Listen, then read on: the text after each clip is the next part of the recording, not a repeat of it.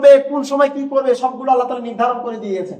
যেমন বিয়ের কথাই ধরি আমি, আপনি বিয়ে যেন আপনি পড়ায়, এই বিয়ের মধ্যে কাজী আনি, তারপর বিয়ে পড়ায়, যিনি বিয়ে পড়ায় তাকেও আমরা টাকা দিই। পাইছেন কোথায় আপনি? কাজীকে টাকা দিতে হবে, পাইছেন কোথায়? এটা তো আল্লাহ বিধান করেন নাই। যে বিয়ে পড়াইতেছে আমরা তাকেও টাকা দিচ্ছি, সম্মানী। আপনি পাইছেন কোথায়? এটা আল্লাহ তো বলে নাই।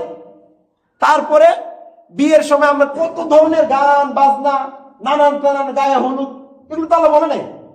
আমি আপনি করতেছি, যখনই এগুলোর কথা বলা হয় তখন বুঝতে পারবো না। সমাজের সাথে তাল মিলিয়ে চলতে হবে, সমাজের মানুষের তো সবাই করে। এখন বাপ দাদার থেকে পাই আইছি, এই যুক্তি দিবেন আপনি? যদি আপনাকে বলা হয় বাপ দাদার থেকে পাই আইছি, মহিলাদেরকে বলবো যে চাষিদের নানীদেরকে দেখে আসে তারা করতেছে। দলিল কোথায়, প্রমাণ কোথায়? প্রমাণ নাই। যখনই প্রমাণ চাওয়ার কথা বলা হয় তখনই হুজুর ভালো না, তখনই আল্লাহ ভালো না। আল্লাহ এই বিধানটা দিতে পারল, আল্লাহ না দিতে পারলো না। আহা, কত ভয়ঙ্কর কথা।